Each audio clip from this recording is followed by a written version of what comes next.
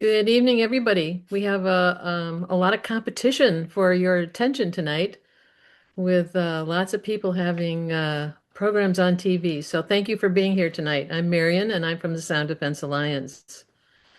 Part of the focus here tonight is to show what's happening in Washington State in the context of a broader national military industrial context.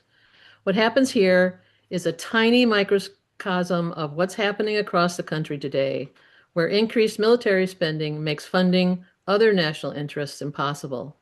Today, the priorities we took for granted are at stake. President Eisenhower warned us in 1961 when he was leaving office, in the councils of government, we must guard against the acquisition of unwarranted influence, whether sought or unsought, by the military-industrial complex. The potential for the disastrous rise of misplaced power exists and will persist. In Northwest Washington, Navy Growlers arrived on Whidbey Island in 2009 with 52 aircraft, increased with 36 more Growlers, and finally, with the Navy's record of decision in 2019, reached its present total of 118 jets, all sited at the NAS Whidbey Island. SDA was founded as a regional organization in July of 2018 in the midst of the Navy's uncompromising expansion in Northwest Washington. One of our groups, CORE, has been responsible for litigation, and the larger group has worked with electeds and the public, providing education, research, and data. Recent collaborative research, shown in part by the two little pictures you see on the right-hand side of your screen, was done by the University of Washington. Researchers combined acoustic and aircraft operations data to estimate and map noise exposure across the region and predict health outcomes at the population scale. These two photos show population exposure for an estimated population of about 74,000 people. And if you look at the colors, you'll see that the outside deep purple is the coolest. As you come in toward the center, it gets purple, and those have higher decibels. And then in the center, you see those little spots, yellowish red, and those are the highest levels of noise exposure. And they're so high that they have not even been studied anywhere in the world. Those people are getting a massive amount of noise. Slide, please. Okay. Uh, the EA-18 Growler, EA-18G Growler is an electronic attack jet designed to disrupt an adversary's communications, made by Boeing in Missouri. The sound of military aviation is unlike any other source of noise. Growlers emit intense noise with rumbling low-frequency energy that penetrates windows, shakes walls, and can elicit more severe responses than civil aviation. And the light green color that is behind the Growler jet are the 7 counties that are impacted by the Growler jet noise. Loudness of sound is measured in decibels that are measured logarithmically, which means intensity increases by units of 10. This means each increase is 10 times louder than the lower number. The highest permissible noise exposure for an unprotected ear is 115 decibels for 15 minutes. Any noise above 140 decibels will cause immediate hearing loss. For reference, a chainsaw is about 100 decibels. Growlers regularly reach 100 to 130 decibels during flight landing carrier training and fly for multiple hours in a row, day and or night, with multiple jets training at one time. Can you imagine if your neighbor was running his chainsaw or leaf blower with 4 friends for 4 or 5 hours? Slide. Each Growler costs $67 million, but the full price for life cycle costs, including training, weapon systems, maintenance, upgrades, and support, is much higher. Older government data suggests that when you spread the total costs over all Growlers procured, the average per aircraft acquisition cost can be closer to $98 million, and the total service life of the jet can exceed $400 million.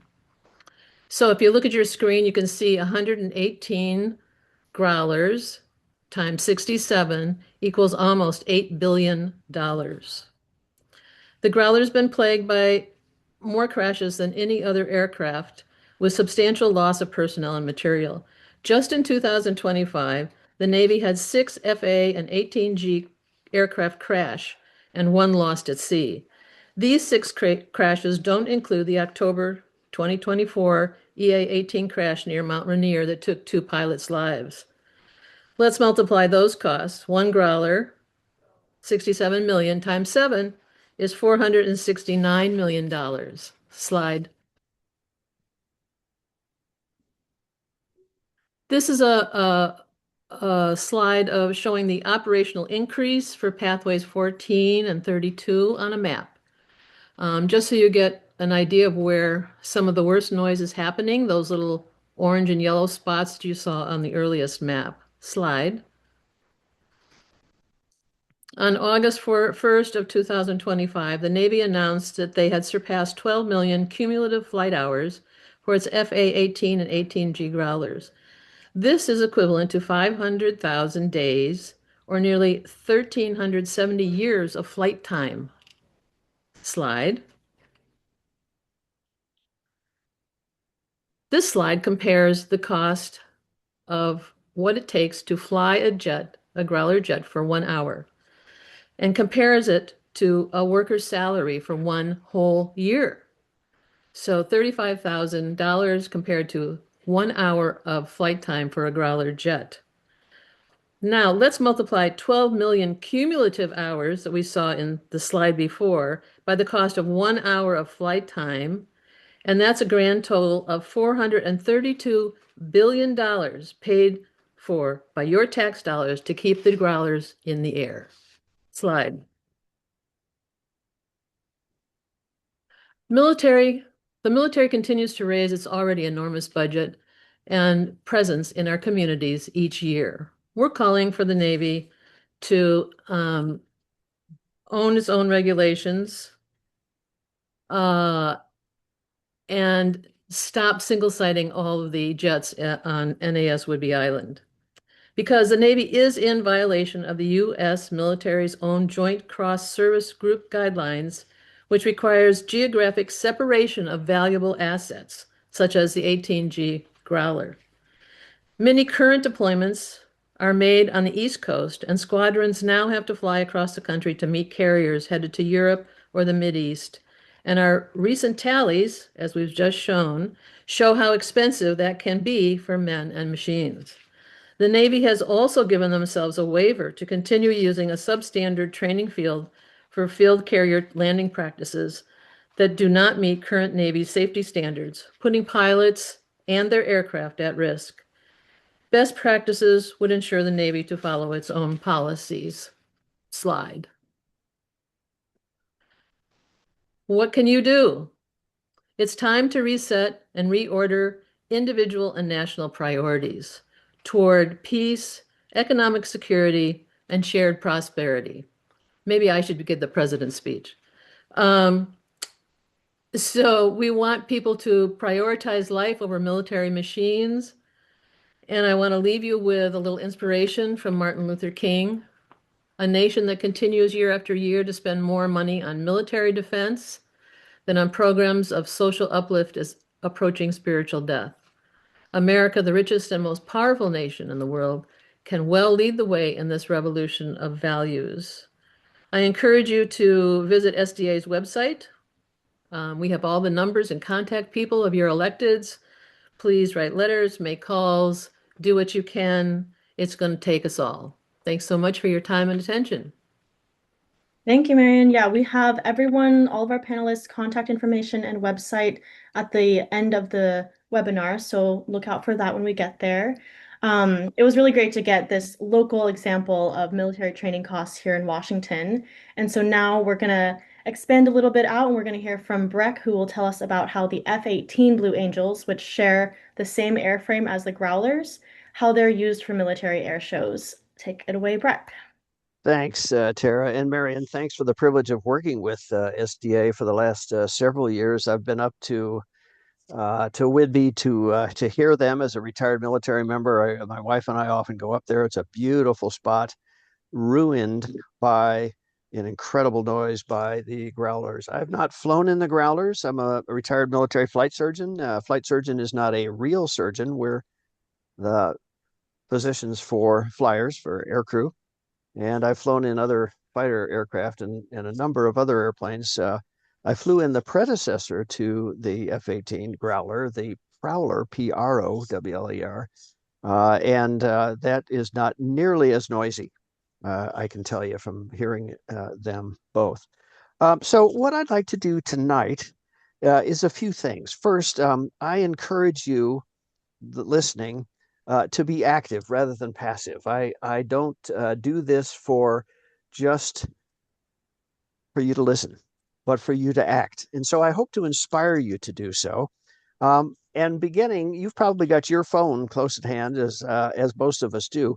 I'm going to invite you from time to time to actually take a screenshot, either with your computer or with your phone, whatever you're on, about some information. And when we get to the Q&A, to actually go real time, live, to some websites and see if you can figure out the answers to some of those questions. Because I purposely am not going to give all the answers that you would like to hear, like how many dollars is this? So I hope to inspire you, to motivate you to act, to do what you like to do and can do about what we're talking about. First, let me tell you a little bit about air shows. Air show is aerial maneuvers, AERIAL maneuvers flown by a variety of airplanes. They've been going on since airplanes were invented, really, to see what airplanes could do, to see how they could excite those people on the ground watching and listening.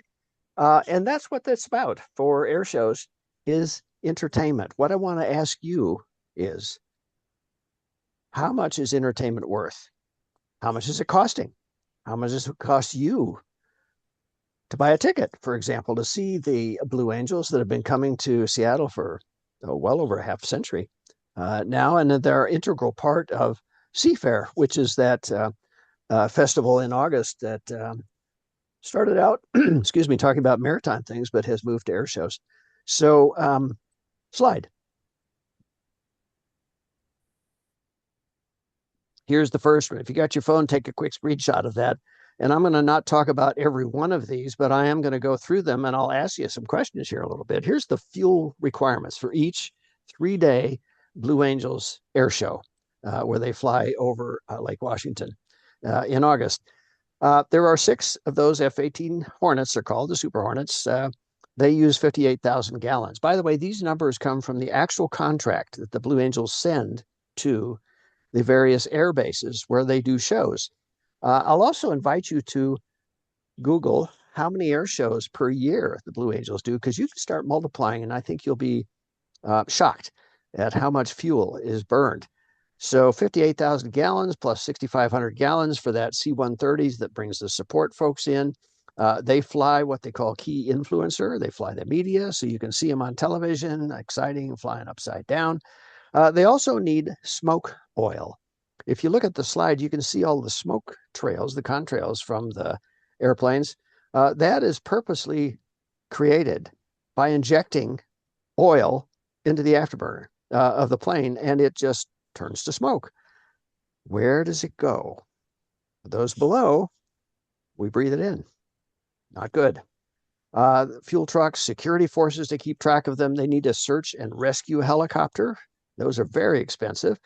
Somebody Google, if you would, what a civilian ambulance helicopter ride would cost. That is to be picked up and flown to where they're going. For example, if it's an avalanche victim or hospital care required for a road crash, and see what that would cost for that, to have that in place. And in addition, the bottom line there is $6,000 per air show day payable to Treasurer of the United States. So whoever's putting on the air show, which in this case is the Seafair organization in Seattle, actually has to write a check.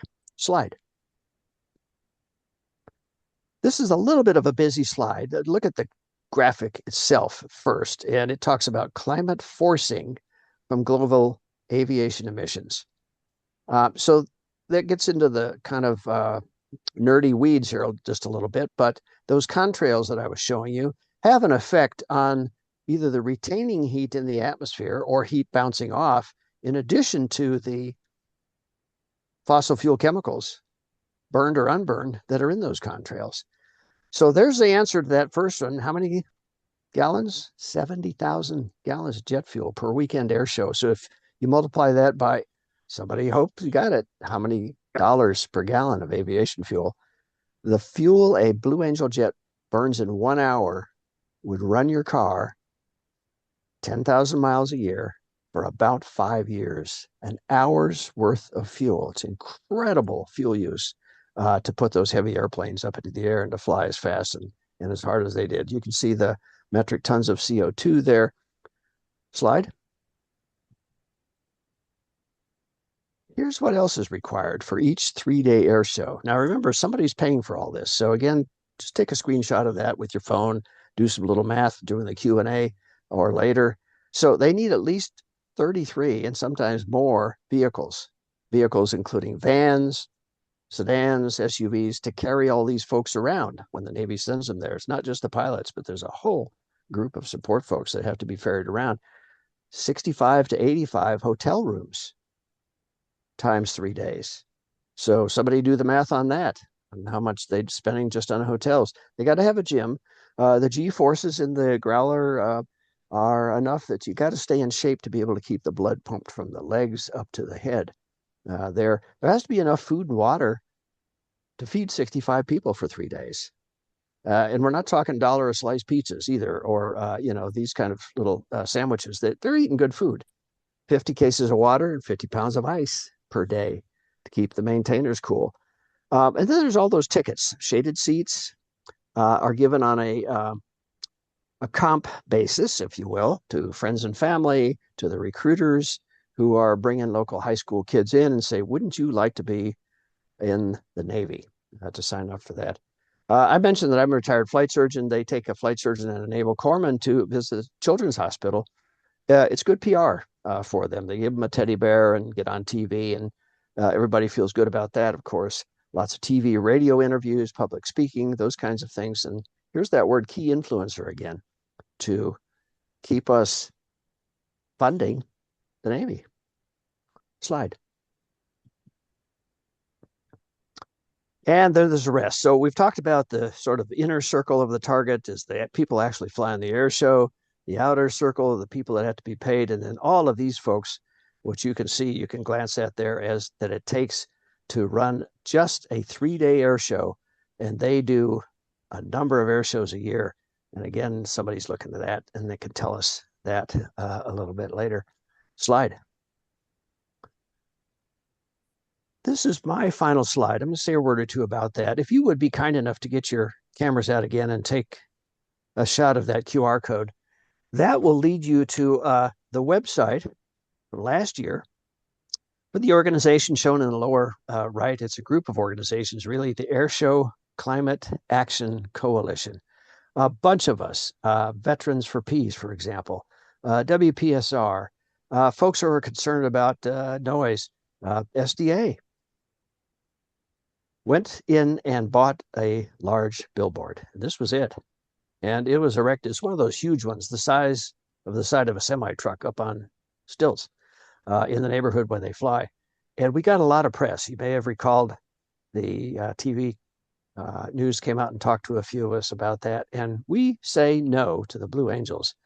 And there are now over 6,000 folks who have signed the petition to say, please don't bring the Blue Angels back to Seafair that's supposed to be family fiesta, a family-oriented day, because in addition to the Blue Angels flying, the whole entry is packed with various military hardware that the kids can climb around. What fun would that be? Well, those are not used for fun. They are used to kill people and blow things up. So if you would like to learn more about us, and that website will be updated. The information is from last year, but we'll have it updated. You can see there about what you too can do about limiting the air shows. So that's my last slide. I'm going to turn it back. Tara, thanks for the opportunity, and I think we'll let Sean talk a little bit too. Yeah, thank you, Breck. After hearing your presentation, it's really striking to think about, how much does it really cost for this type of military entertainment or even how it's really tied to recruiting. And also, how 1 hour of these flights, whether it be the Growler jets over Whidbey Island or the Blue Angels, could cover an EMT's whole salary for a year or like half a year's salary of a teacher in the US. So it's really a lot to think about. And I don't know about anyone else on this call. I went to the Super Bowl parade earlier this month and I was really shocked to see how much military presence there was. And now I'm really wondering, how much does that cost every time the military has to come out and put on these shows for all of us? So, like I said, next up, we're going to zoom out now and we'll hear from Sean, who's going to talk to us about nuclear weapons in Washington State. Thank you, Tara, and good evening. My name's Sean Arendt. I am the Nuclear Weapons Abolition Program Manager for the Washington Physicians for Social Responsibility. I think at one point when our organization started, it was obvious why physicians would be against nuclear war. But today that may be less obvious. Nuclear weapons pose a really acute threat to health for both the obvious reasons, a global nuclear war, but also less obvious reasons having to do with their production and storage. Um, so I have a pretty unique position where I'm able to work both with physicians and grassroots organizations around the state. Next slide. With that, we have a coalition of over 60 organizations. This is a network of people that are concerned about a new nuclear arms race that seems to be unfolding before our eyes. So, Northwest Against Nuclear Weapons was formerly Washington Against Nuclear Weapons, and it formed after plans were announced to essentially rebuild the entire nuclear weapons arsenal of the United States from scratch. This is a massive undertaking that is already underway, and we, of course, are fully opposed to that. Next slide. Well, I should add before that picture was from a conference we organized in April, where we had over 200 attendees to work to try to revitalize and re-educate ourselves about the threat of nuclear weapons and rebuild the movement. This picture I took a few years ago. This is from the Hiroshima Peace Museum. Um, there's not very many actual photos of the aftermath of Hiroshima, but what there is are these, often really haunting drawings. The United States government, after the atomic bombings, worked really hard to cover up the evidence. Information was locked down. It wasn't allowed to get out of the country until uh, John Hersey smuggled his interviews out for the book he wrote called Hiroshima, which really, I think, opened people's eyes. Um, the reason I wanted to include this is just because the human cost of nuclear weapons is immense. It's not something that we're going to be able to calculate. I'm not going to be able to give you a number for it. Um, but from the outset, you had the destruction of these two cities in Japan, and the enormous health effects that comes from not just the explosion, but from the radiation. And this is, radiation damages people's DNA that's passed down from generation to generation. And people are still suffering from the effects of the atomic bombs that were dropped now over 80 years ago. Next slide. And there's many victims that are unseen, right? Many people don't know that many of the victims of Hiroshima were in fact Koreans brought in as indentured servants. Many people don't know that there have been over 2,000 nuclear explosions in the world.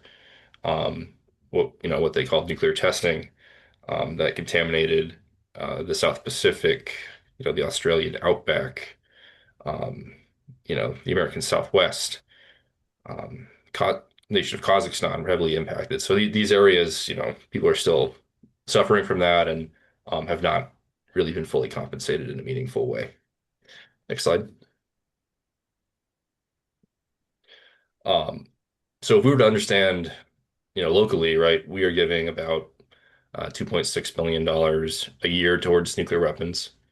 as Washington taxpayers. If you're a resident of Seattle, that's about $397 million a year in federal taxes.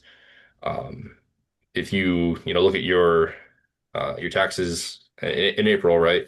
60% of those discretionary funds, so not including Social Security, Medicare, Medicaid, 60% of those are going towards the military. Washington State also has a very unique connection to the nuclear weapons issue and really the creation of nuclear weapons, which I'll cover next. Next slide. So first off, uh, people may have heard of the Manhattan Project. This was the secret program to build the first nuclear bombs. Adjusted for inflation today, the Manhattan Project would have cost between like 30 and 50 billion dollars. And it built these facilities around the United States. Um, so not only did you have the mining of uranium, you had the enrichment of that uranium. That uranium was then taken to sites like Hanford in eastern Washington to be turned into plutonium. Hanford is the largest Superfund, EPA Superfund site in the United States. It produced two-thirds of the plutonium for the U.S. nuclear arsenal, and it's still contaminated to this day. The cleanup, which began in 1979, I would say on average costs taxpayers about $3 billion a year.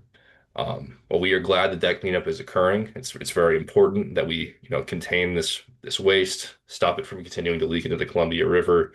It never should have happened in the first place. Next slide. Hanford also, it wasn't just a site in the desert, right? It displaced real people. So the Wanapum people, lived on what is now Hanford and were forced off by the U.S. government. The Yakama Nation is just downriver from the site, right? And they subsist primarily on salmon and anadromous fish. So, they've been eating contaminated fish or a downwind community. And then all the communities that live around Hanford, farming communities, even, as far as Spokane, have been exposed historically to radioactive materials. The figure on the right depicts what's called the Green Run, which was, declassified several decades ago, and it was an intentional release of radioactive gas into the surrounding communities as a way to test monitoring equipment. But what it also did is it, of course, exposed the surrounding communities. Next slide. And of course, right, the most stark part of our nuclear present is the Bangor Trident base. So, if Kitsap County were a country, if Washington State were a country, we'd be the third largest nuclear power in the world. So you have over 1,000 deployed nuclear weapons in Washington State. Many of them are on these Ohio class submarines, which are loaded up with nuclear weapons, really enough to destroy a continent. Um, and these are also, being modernized as part of that modernization package. Um, Next slide. And of course, Kitsap Bangor is a huge base. It's over 8,000 acres. There is a massive nuclear weapons storage facility called SwiftPack.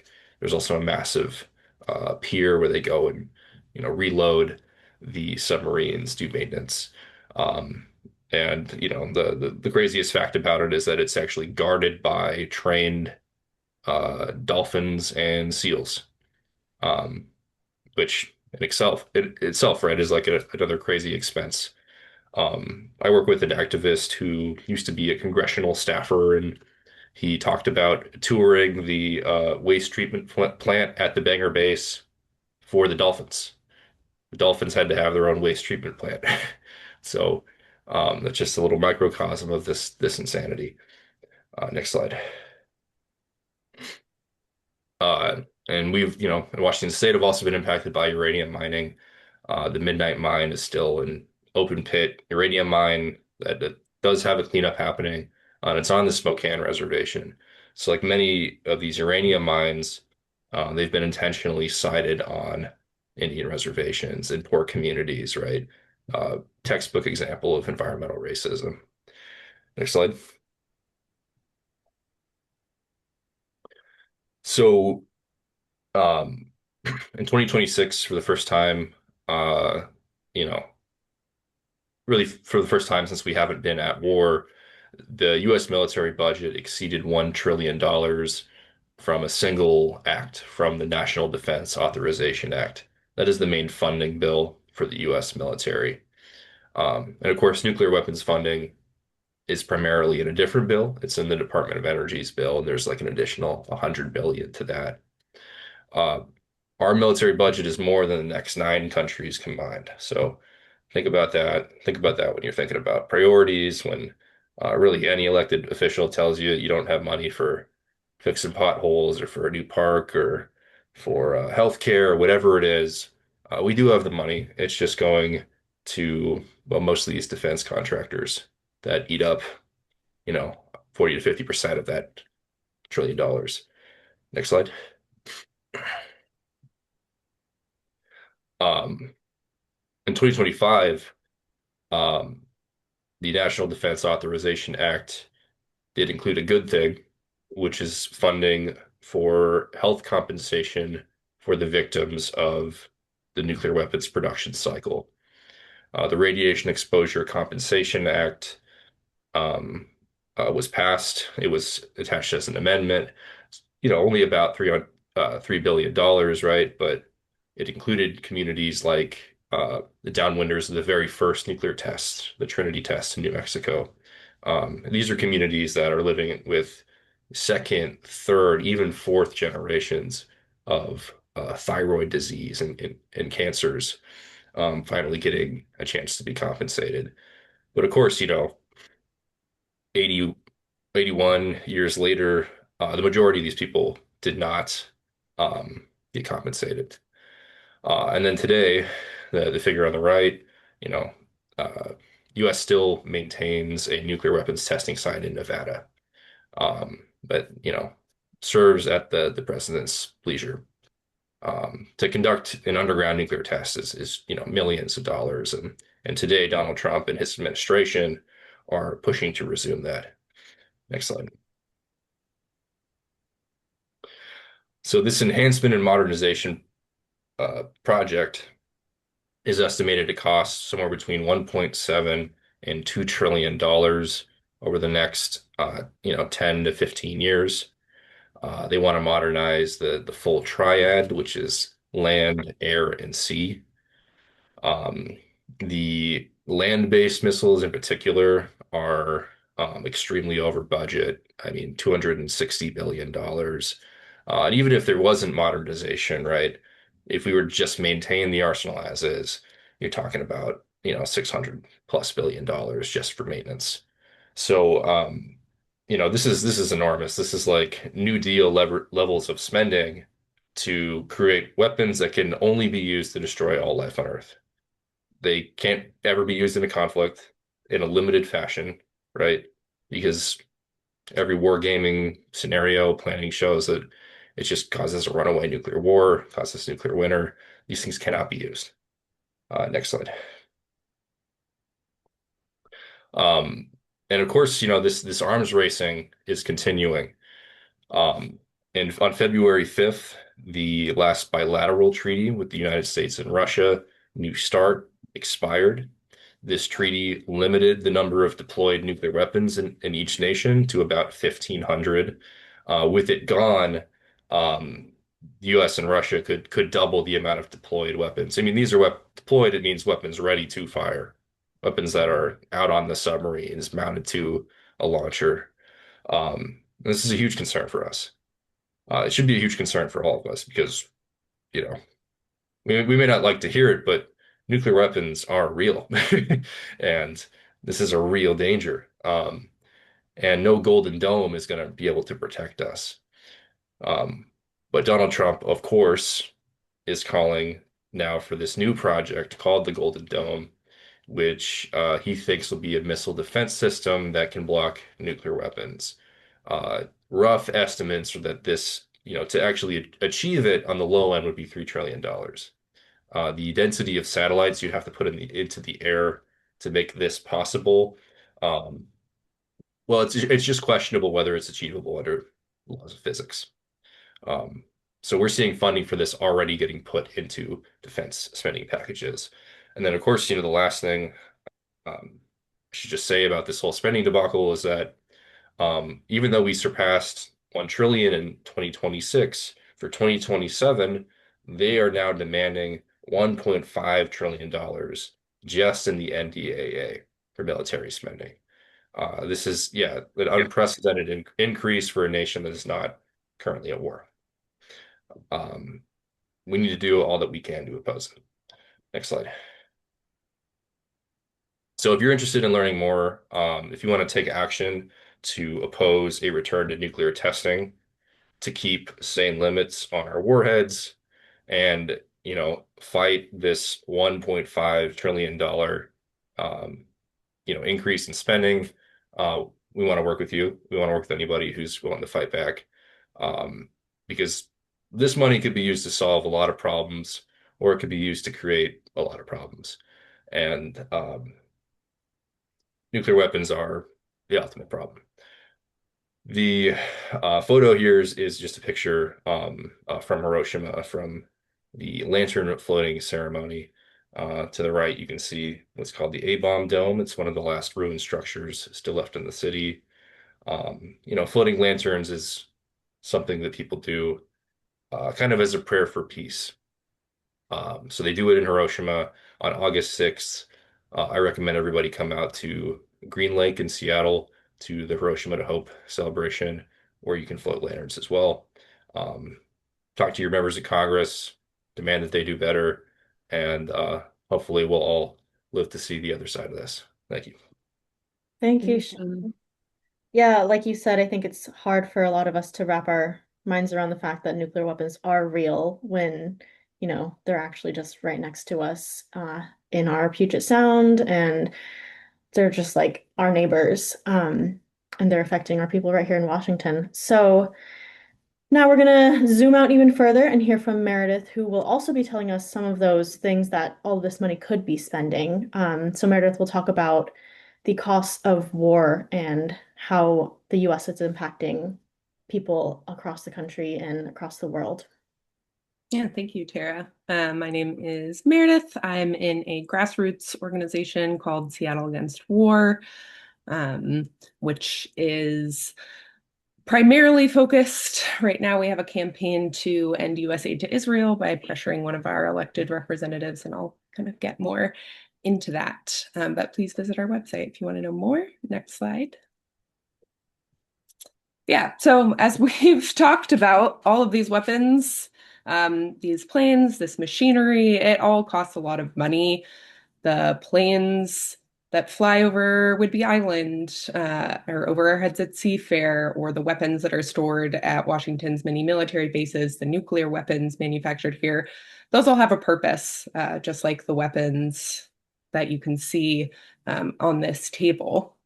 And in order to execute that purpose, they cost us a significant amount of money. So you can see like a drone costs almost 10 million per unit. F-35 fighter jets can cost up to 109 million per unit. Small diameter bombs that can be guided, so they can have pieces that can make them really targeted, and have a lot of different bombs kind of falling out of these planes to achieve more death. Those can cost millions of dollars. And even larger bombs, so like a 2,000-pound bomb with a 1,200-foot radius or 1,200-foot blast radius, that can be 16,000 per unit. So we're thinking about all these weapons, the ones that we can see in our beautiful state, and what happens to them. Kind of the point of maintaining all of these weapons is to maintain US military dominance across the world. So we do that primarily through deploying weapons ourselves, using them as alleged deterrents, because they can't be deployed without, or they can't be used without bringing on nuclear winter. And we also use them through our quote unquote allies. We gift these weapons and we sell them to other nations like Israel. Next slide, please. And we do that just with, everywhere around the world. The US has its fingers. We have more military bases than any other nation, basically across the globe. And we, as I said, we use these weapons. So the EA-18G fighter electronic attack jets, which are kind of in the same family as the Growlers or the Blue Angels, just specialized. They're some of the loudest jets in the world, used by the Navy for advanced electronic warfare systems, and then some of the related ones do practice over Whidbey Island.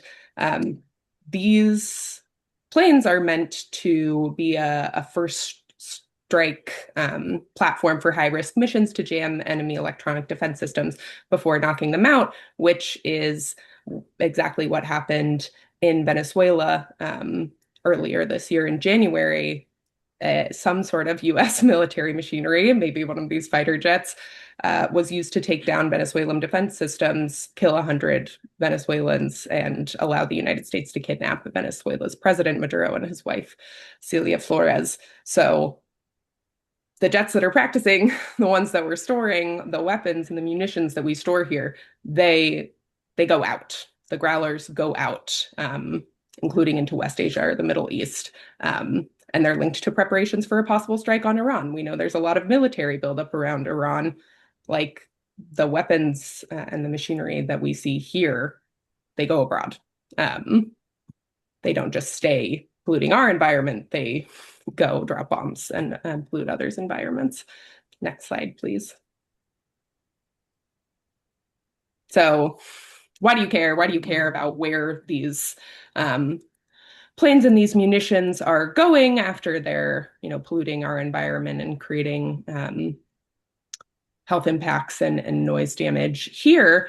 It's also because our tax dollars are funding a genocide and funding destabilization around the world. And we could use that money to do a lot better for the people that live here. Next slide, please.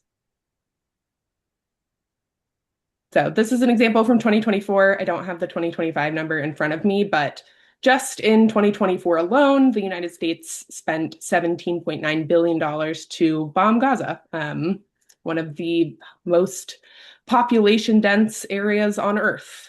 And just in January 2026, we agreed to send another $3.3 billion to Israel to do the same thing. The ceasefire doesn't exist. There is no ceasefire.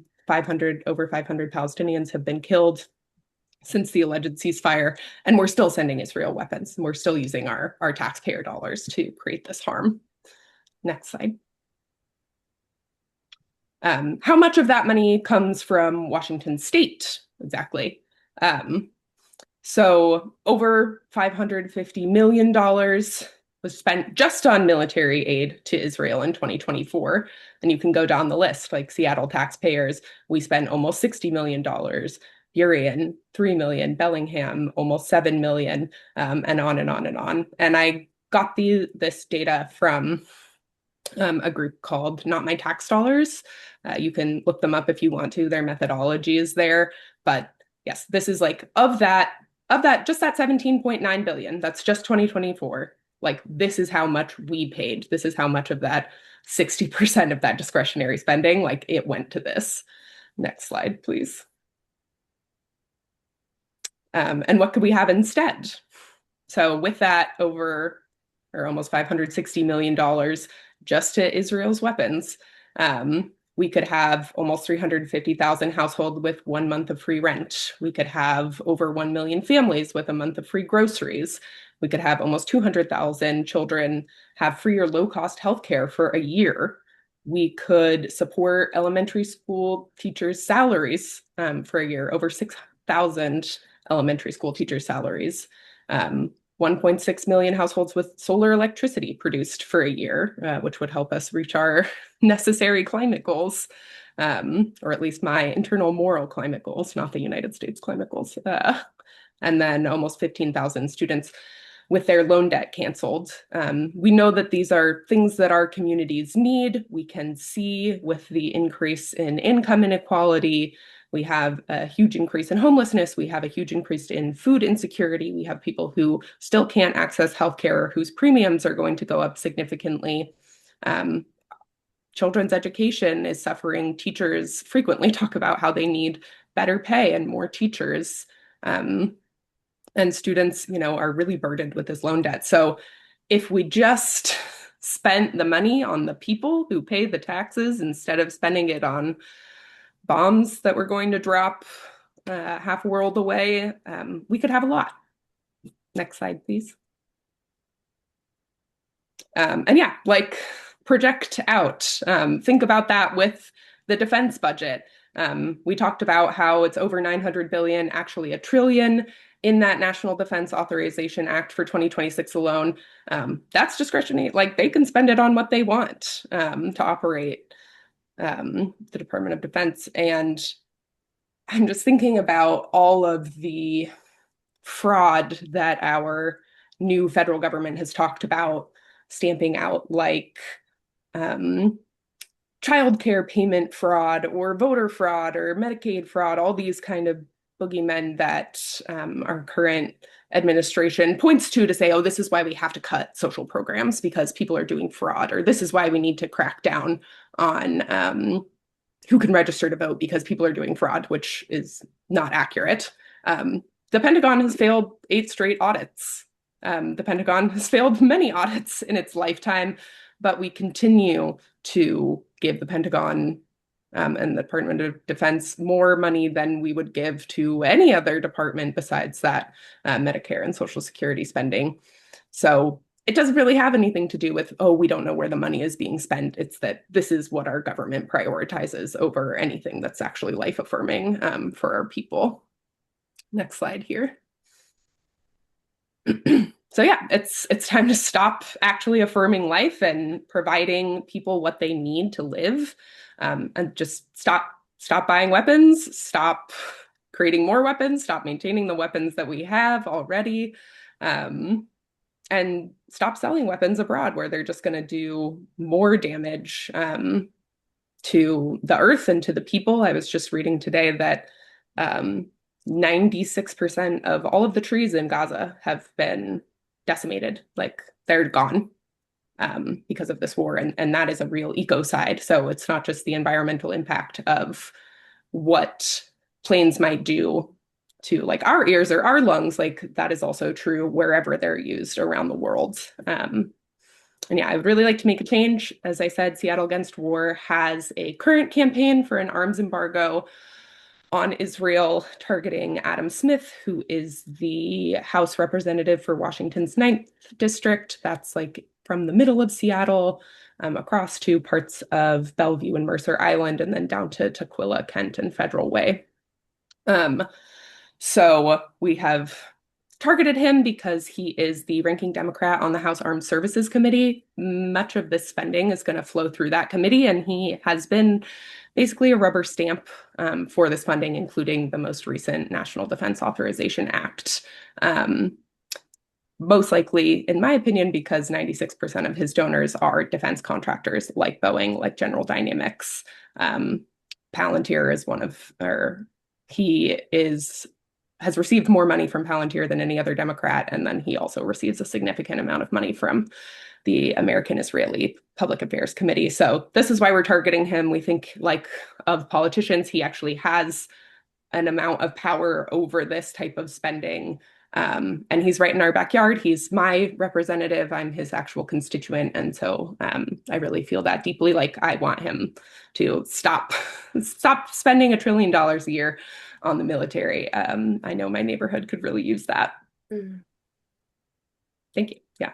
Thank you, Meredith. That was really great to kind of get a bigger picture of where all this is going. And I do want to clarify that the EA-18G jets are the Growler jets, which are based on Whidbey Island, and those same ones were the ones sent to Venezuela, confirmed used to kidnap the president and his wife, and then those same jets that were in Venezuela were sent out to West Asia. So it's pretty easy to see what's going on and what the plan is out there if you just follow where these jets have been going. And they're coming right here out of Washington. So, all of our tax money is going to fund these things that I don't think a lot of us really support. So, thank you to all of our panelists. I'm going to now pass it on to Nicole, who will do our Q&A, and we have links to everything. Nicole, you can tell everyone what these QR codes are about. But yeah, thank you again, everyone, for being here. Thank you so much to our panelists. Yeah, thank you everyone for joining us today. And yeah, exactly what Tara said. Thank you to all of our panelists, Marianne, Breck, Sean, Meredith. I know I learned a lot. I'm not originally from Washington State. So working with SDA, I've learned quite a bit about the Growler jets. So kind of getting to like zoom out and zoom out and zoom out was really educational for me. So thank you guys. So yeah, if you guys would like to support any of the organizations that presented today, all the QR codes are up on the screen. You can go ahead and scan those now. If you have trouble scanning them with your phone, they'll also be posted on our website as well, where the recording will be. To the left of the screen, you'll see that image of a little booklet that I'll explain our zine in a moment. But that QR code where that zine will be is where everyone's links to their websites will be, as well as the recording for this Zoom.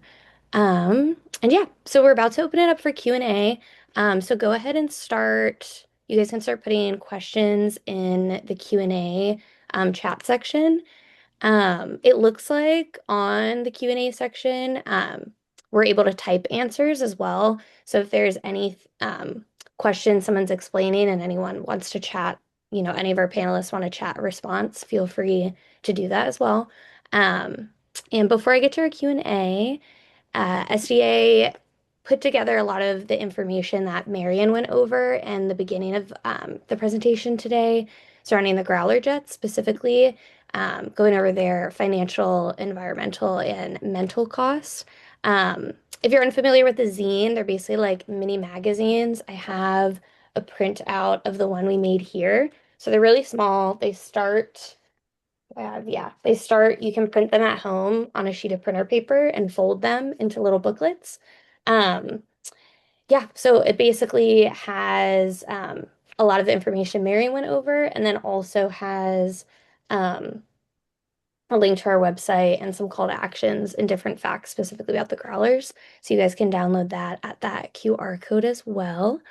Um, and yeah, so if there isn't anything else. It looks like we have one question in the chat um, from Mia. Who exactly pays for the air shows? City of Seattle, Washington state government, federal slash military itself? That might be a good question for Breck if you want to answer Yeah, that. I'll try to jump on that. The Yeah. Air Show Climate Action Coalition has asked repeatedly from City of Seattle and from the Seafair organization itself. We briefed the board. We briefed the president of the board. There's never been an audit. We don't know. Mm, If you are in the sound of my voice and have a representative on Seattle City Council, King County Council, ask them. Ask them mm, to ask for an audit from the Seafair organization and from the city of Seattle. Who's paying who what here? mm, It's a mystery. Thanks for the question. We wish you could us find out. Let's put it that way. Join us in asking for this information. mm. I know it's always surprising to me, but also not surprising just how little we actually know about where spending is coming from. It looks like Julie had a question. Instead of downloading booklets, can we order some? Um, I don't know. We've only made one zine before, and it's on that same link. It was a zine where we discussed how the growlers impact the orchid jets, but we didn't have where you could like order a bunch at once. But if you basically just download a PDF file that's on that website, and you can print as many as you'd like, or go to a library to print them. The thing about zines is the whole point of them is to make them uh, you be like accessible ways of passing on information. So it's very easy just to print at home. But there's not a way to like order some to get mailed to your house. But we also explain on that page how to like cut and fold them and all of that stuff too. So yeah. Okay. Can I have a redo Yeah. on the cost question?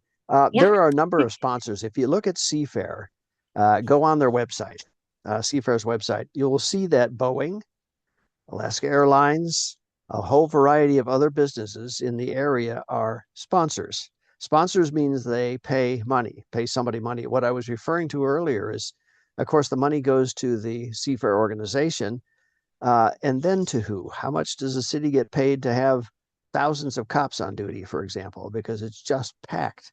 How the active duty military folks are paid their salary. The Navy aviators get paid. That's their job, is to fly those airplanes or to fix those airplanes or to uh, otherwise entertain the crowd. Mm. It's a real spider web. Yeah. A spider web's a good way to describe it, I think. Okay, so Mary had another question. Um, this is sort of how we This is sort of, do we approach weapons manufacturer questions like Boeing in the back and front yard of Western Washington, giving Boeing employs so many people and practices philanthropy with so many NGOs and given their military contracts are about 50% of their work. What do we do about Boeing? How do we approach labor on the issue? That's a really good question. I don't know I feel like a lot of any of our panelists could answer or give some insight on that if there is any. Um, yeah, if anyone wants to answer. Well, I'll take that one. Yeah. We talked some time ago when we first established the Sound Defense Alliance, whether we should go talk to Boeing. At that time, the we didn't have any contacts and the at the higher levels of the Boeing Corporation, but we've always thought it would be a good idea if we could go get some time with the Boeing executive uh, to go and make an objection to the amount of money that they put into creating uh, aircraft that are for warfare instead of us. They've had a lot of trouble with their their aircraft for civilians, their mainstay. And if they put more time into that, they could make as much money. They could be very sustainable. They don't have to rely on the warfare machines to make money. So, yeah, we don't have a good inside track on Boeing. Um, and I know there's a lot of retirees from Boeing out here on Whidbey Island, but we haven't met one who will open the door for us. Mm. Yeah, and I know too, just, yeah, it is just wild how big of a like aircraft presence in general is in such a like small contained region of Washington too. It's like you take a ferry and you pass the Boeing factory, and then you take another ferry and you're at the naval base on Whidbey, which is wild. And we aren't even getting the jobs from making those aircraft here. Right. That plant is in Missouri that makes the Right. growlers. Yeah, that's wild. And I know too, just even like in general with the military and like that is always a question of jobs and kind of sometimes I always think about like, well, what would it would take a whole kind of redirecting of why our economy and people's livelihoods are so based on military work as well. But Sean, do you have? Yeah, to approach the question of labor, I think Mary, you and I supported the Boeing workers when they were on strike. And I think that's how we do it is trying to build solidarity with the workers and really trying to introduce the framework of a just transition. So Mhm. we need to defeat the modern like business unionism that is primarily self-interested and what has really like dominated the labor movement of today, and has frankly shrunk the labor movement to its lowest density ever, and Mhm. embrace social movement unionism, progressive unionism that sees itself playing a role in transforming society at large. Mm. Um, so, but doing things like building relationships with workers that are taking action, that are like in struggle, is a really important way to do that. And Right. I That's a wish they great could keep idea. up for Yeah, longer. we should do more of that. Mhm. Yeah, I also want to jump in and say, I think for a lot of us on this call, maybe and a lot of the panelists, and I know you, Mary, like it may seem very obvious to us that Boeing is involved with building military weapons and aircraft. But maybe for a lot of other people, it just feels like, they're who make our commercial airplanes. So raising awareness is really important and just making sure people know about this, making sure that people who are part of and nonprofits or any corporations that do receive that kind of philanthropy from Boeing that they're aware of it and then they hold their organizations accountable and say, we don't want to have this be our funding and we need to change that. Either put pressure on Boeing or put pressure on your organizations, think about talking about divestment, bring that up in your organizations. And I do want to say, Sean, I really appreciate you bringing up the just transition. And for those who don't know, the just transition is all about, moving from an extractive economy to a regenerative economy and making sure that as we modernize our world, we're not leaving behind those who always are historically left behind. So that's a really important thing for us to all keep in mind as we go forward in pushing for these new things and these changes. Yeah, those are incredible points. And I think too, the next question, Sean, you might also be able to answer from Jim. Are nukes stored on Indian Island near Port Townsend? Someone asked. They're not, but Mm. I think it is always good to talk about Indian Island. If yeah, folks don't know, I mean, there is an island between Marrowstone Island and Port Townsend that is primarily dominated by one of the largest conventional weapons depots on the Mhm. West Coast.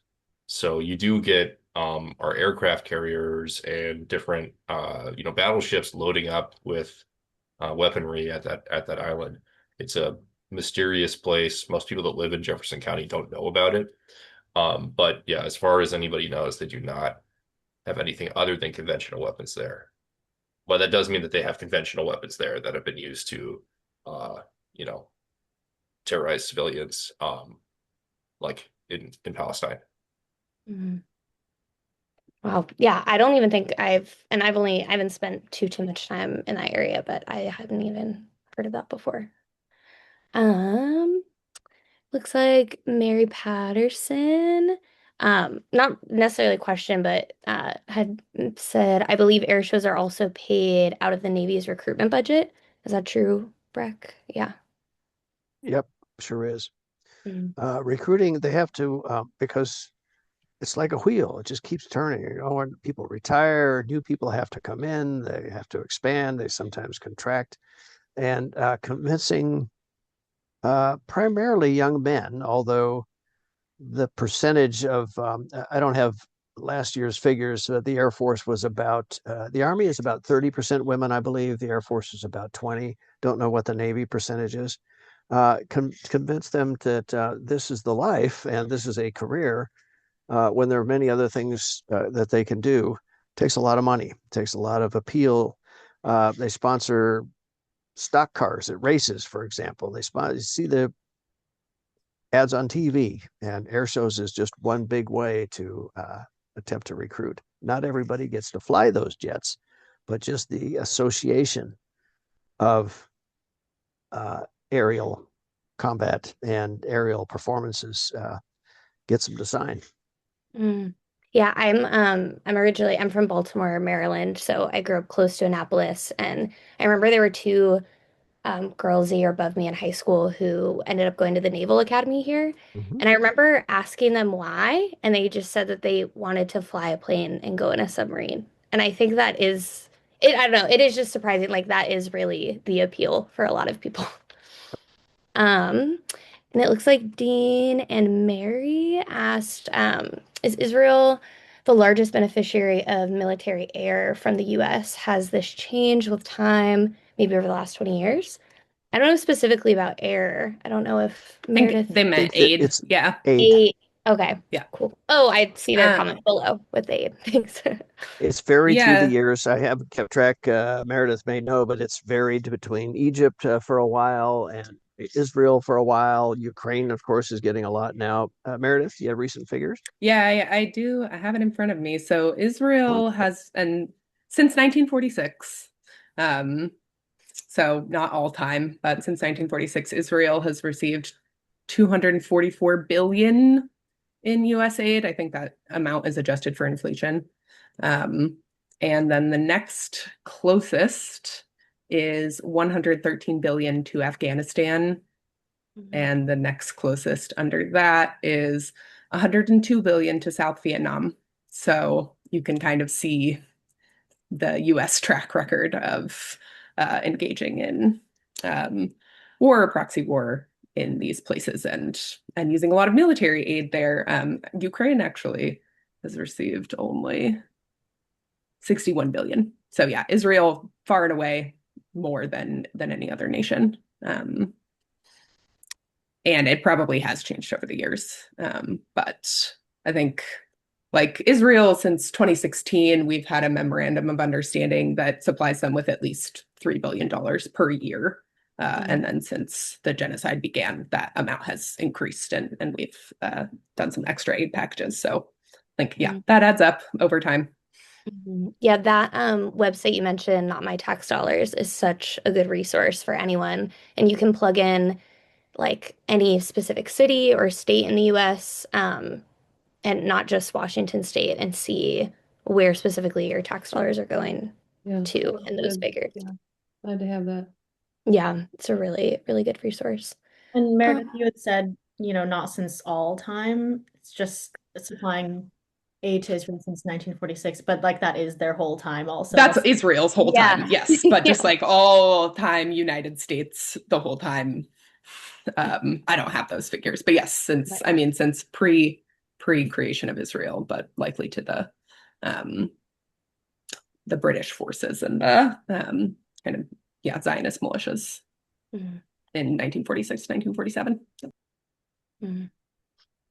Um, Looks like Clancy asked about DoD spending and Washington congressional reps. Seems like getting any leverage for budget cuts is marginal at best. What is your experience in pressuring for change?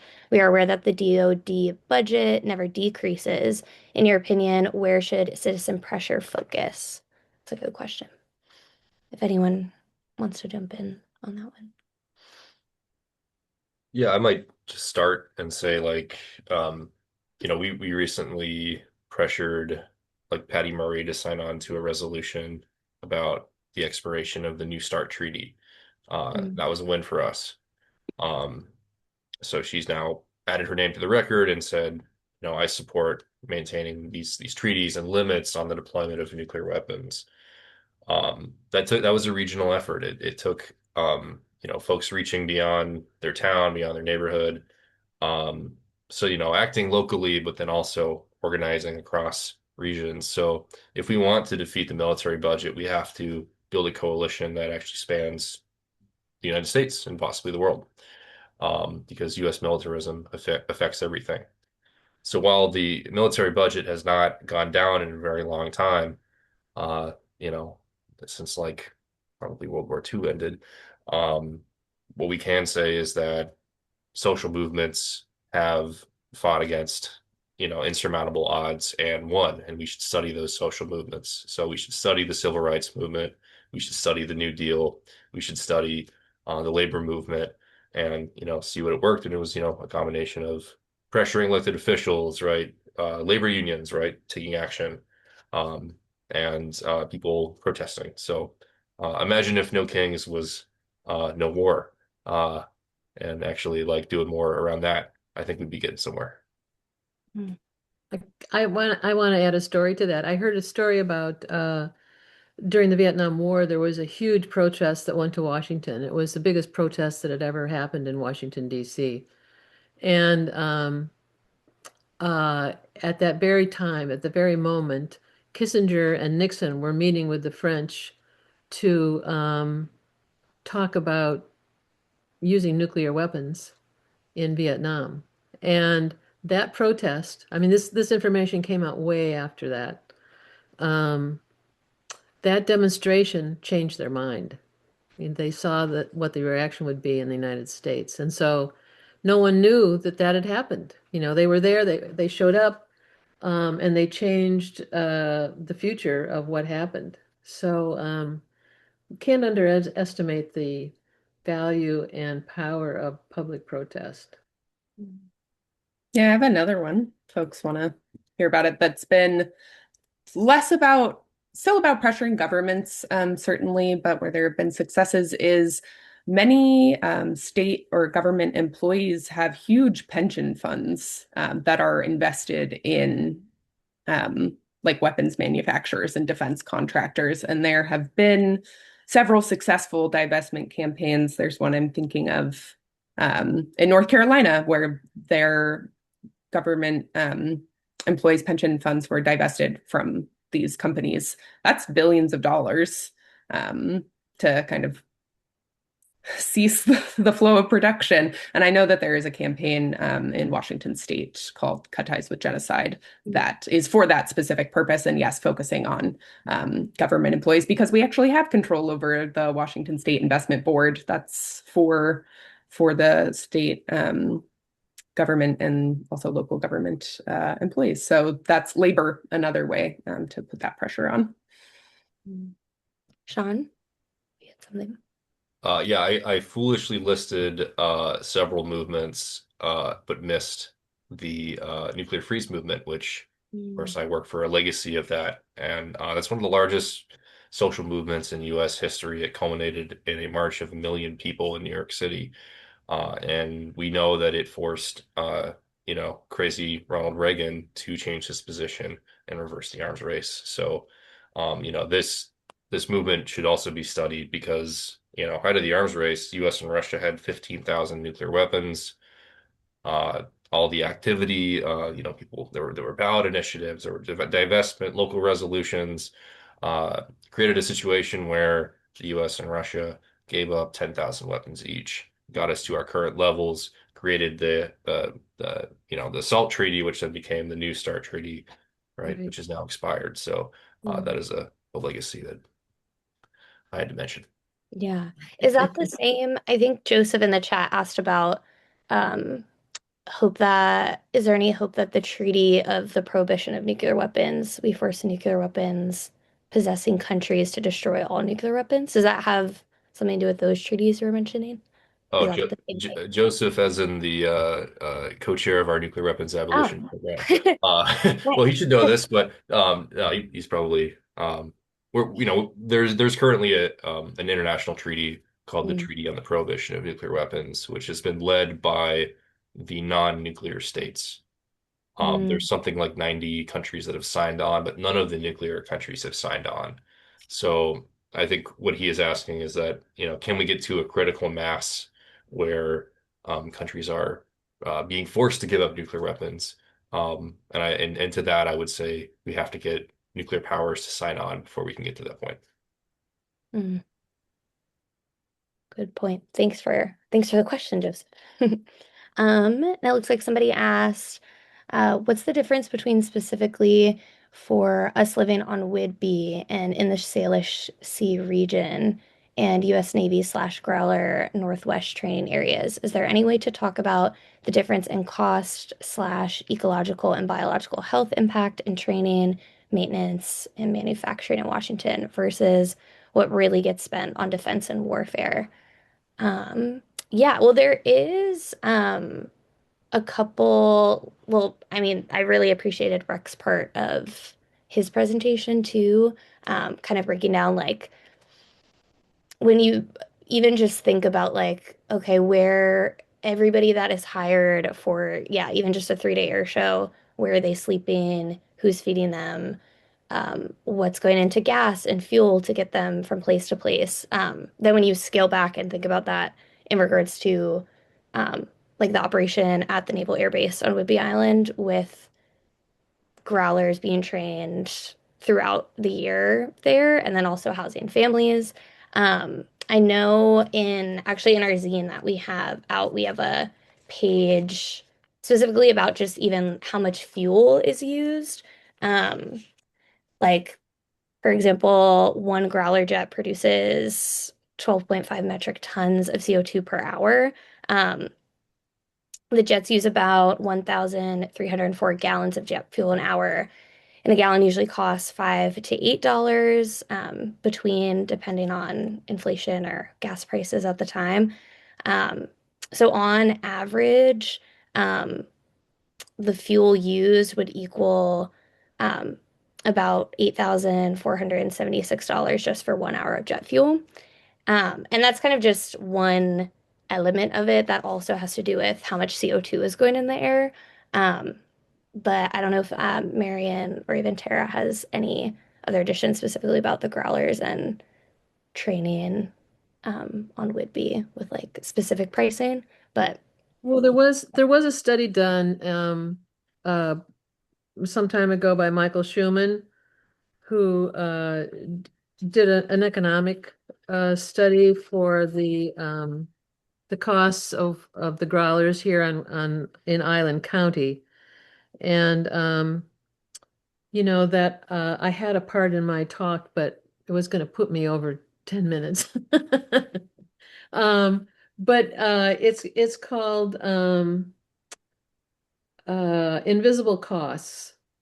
mm, Uh, and we can get you a copy of that if you'd like to read it. And it does break out, some basic areas, like a typical Navy family would shop at the co-op at the base market and not be and live on the base in Navy housing. And, if there was another business that had employees, those people would be paying taxes and buying food so it's lost money. So to the local government, and there's medical costs and healthcare costs, and the Navy used to have a hospital, now it uses Island County's hospital, the cost of road maintenance. And one of the things about mental health is a lot of the people at the Navy base use Island County services because they don't want mental health issues being on their record of service. So those kinds of costs were done in that report. So it's called Invisible Costs, and if you email Tara, she can get you a copy of Can that be that put on the report, website? that Yeah. economic. Is it on the website? No, not right now, but I'll add it to the web page where we'll post Okay. the That'd recording be and wonderful. I'd love to do that. yeah, and Yeah. so I'll It, send a it, it's follow-up email to everyone that has the link to that web page. okay. Great. Yeah. And what was I going to say? Oh, I also wanted to say, like, some of the costs that feel really frustrating to some of us is like the Navy in particular on Whidbey not only is paying for all of their training and maintenance and repairs, but now like the military has to pay for some of the damage it's causing to the training, which right. is like in theory great, I guess, but they're the ones who caused it in the first place. But for example, they were just awarded some whatever $1 million to install noise protection things for like 3 schools on Whidbey because students' learning is being impacted by the growler jet noise. And It so was a it's couple kind of of this, million, right? yeah, it's Yeah. kind of this like cycle of damage, I guess, and money just being tossed out there. And I think it was Sean who described like the US military, like used the analogy of like a web.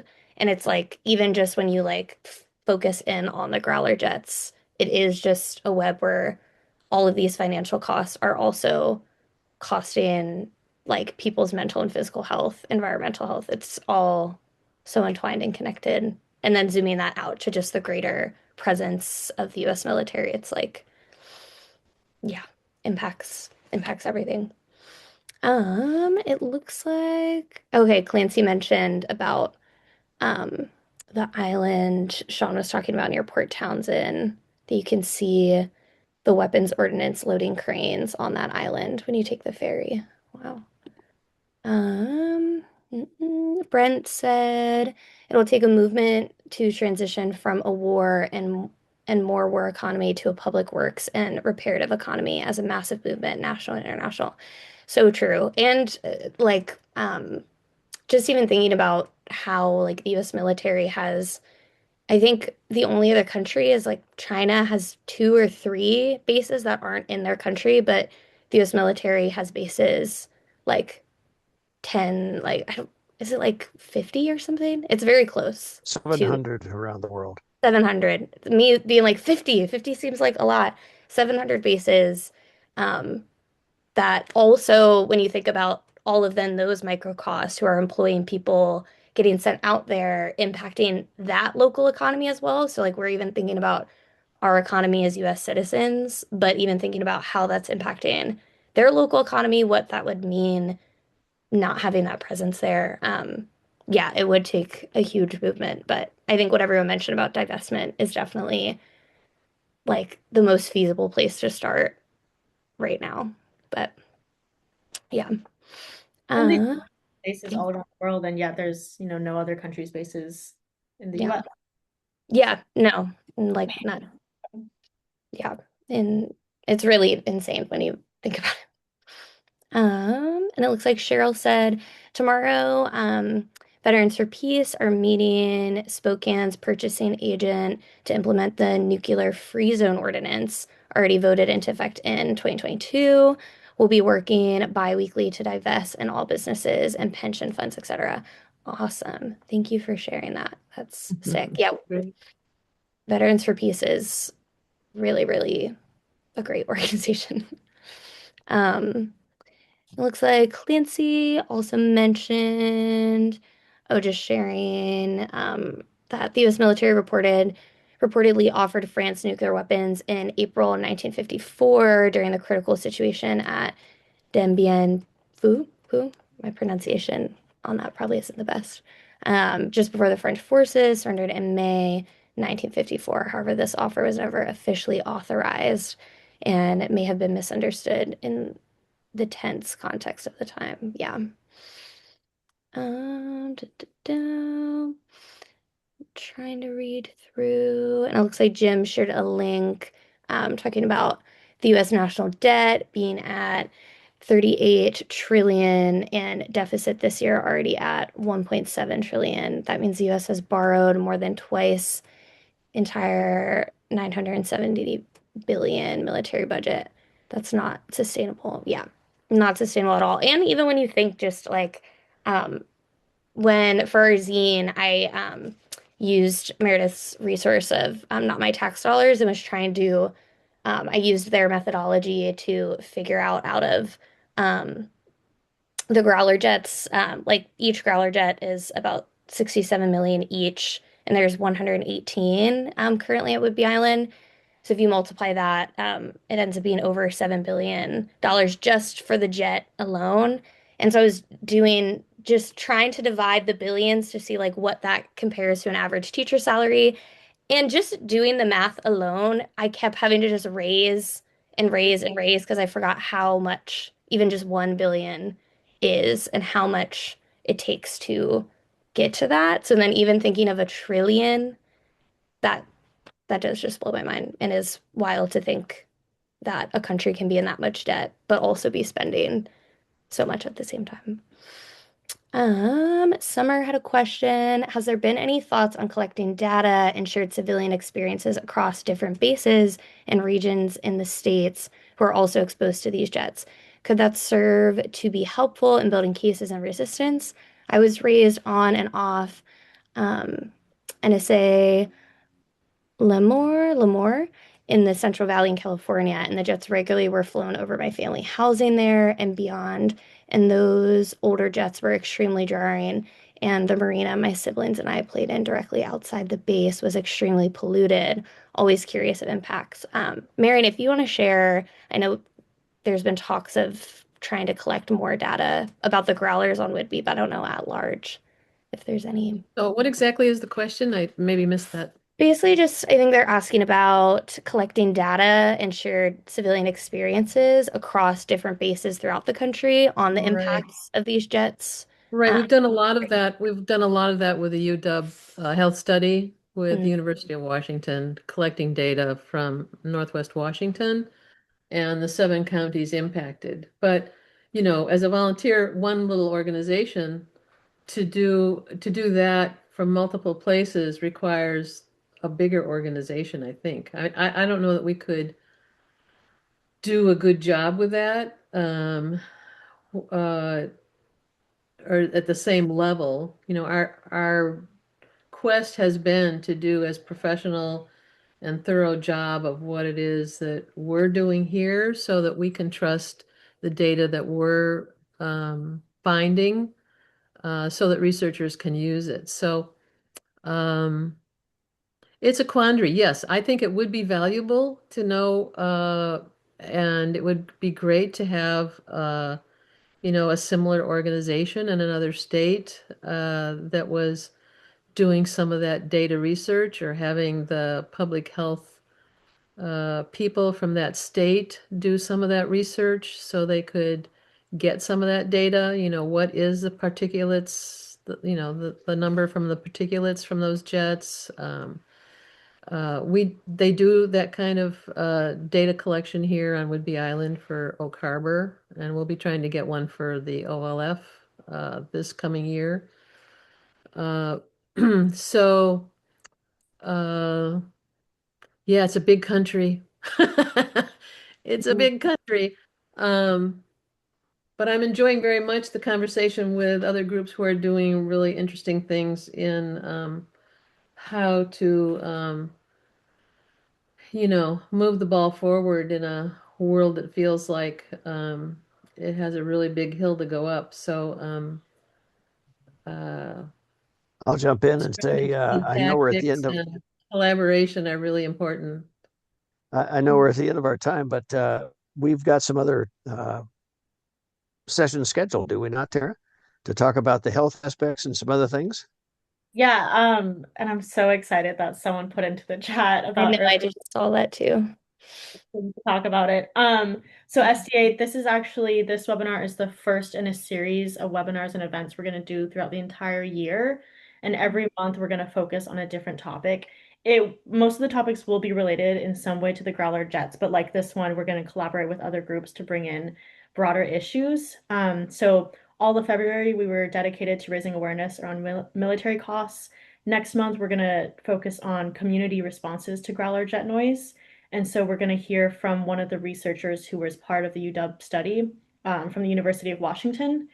And she'll talk about, the past 10 years of research on this issue and advocacy and litigation. And so you can go on our website to sounddefensealliance.org and go to our events page, and I'll be posting all the events there. And then for Earth Month in April, we're doing a film screening of Earth's Greatest Enemy by Abby Martin, which is talking about how the US military is the greatest polluter in the whole world and how it's contributing the most to the climate crisis. And Abby Martin will join us for an online Q&A afterwards. And so I'm very excited for that. It'll be an in-person film screening on Whidbey Island. So keep your eye out on our events page. I already put up the information there. But I do want to also just back to the question. A few years back, I actually connected with some other organizations across the country. We have some connections in Wisconsin and in Vermont and a few other places, including like Florida, California. And I made this whole list of activists who are working on jet noise issues in those areas.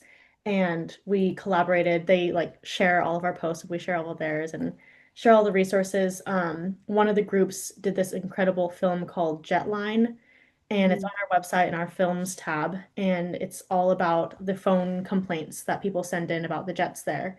And so we were able to use that to raise awareness, and it was actually really heartwarming to see one of the people from Wisconsin show up to this event who I hadn't connected with in years. That was Jeremy Cahill. So it's great to see that there's still those connections of people who have been fighting these issues for a really long time and they're still really motivated to stay in the fight. Mm.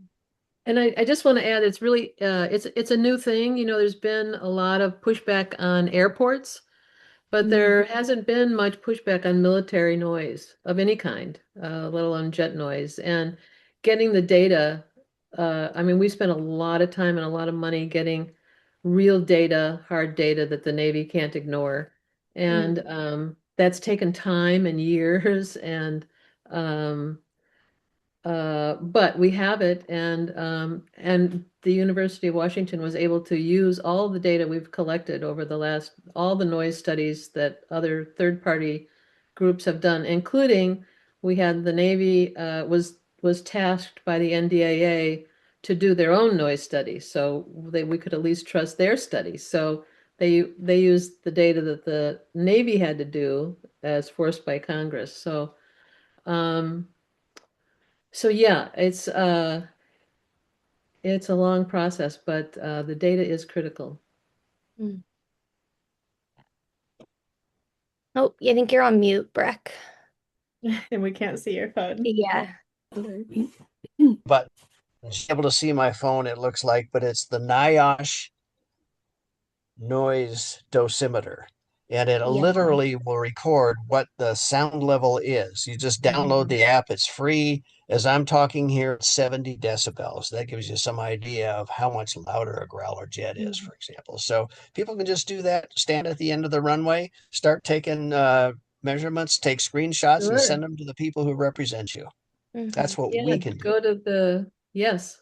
Yeah, there's I'm glad you brought that up because I was just thinking too, there's the Quiet Skies over San Juan County. If you go to their website, they've been collecting data for how many years have they been collecting the jet noise Well, over reports? five, I don't know, maybe 9, 10 years. Yeah, and you can go back and look. They put out, it's almost like bi-monthly, sometimes in groups of 3 months. But if you report jet noise to them, they accumulate it in these bi-monthly reports that they also send to elected officials. So people put the decibel readings, their like experiences, locations, and just overall feelings about it. And those have been being collected for years. And that's just something that was started by people as well. So it is always hard to remember that we can also kind of start archiving and collecting our own data as well. And if you go to sounddefensealliance.org, our report jet noise tab, it can link you to that website. And also we have some links if you're specifically in one of the national parks and you hear the jets, there's a different link for you to report there as well. But yeah. Yeah, and And I think actually all of those reports that are compiled by Quiet Skies, that's what our webinar next month is going to be on, is they analyzed all those reports from people and went through all the data. So I will send out an email to everyone with the recording and the website link for everyone to be connected and get these resources. It hopefully will go out tomorrow, but it may not go out until the end of the week. We'll see what my schedule is like. Cool. And I think we did go through all the questions. And thank you everyone just for sharing how you responded to the webinar. And Tara and I were both really hoping a lot of people would come. So thank you for showing up. And again, thank you to our panelists.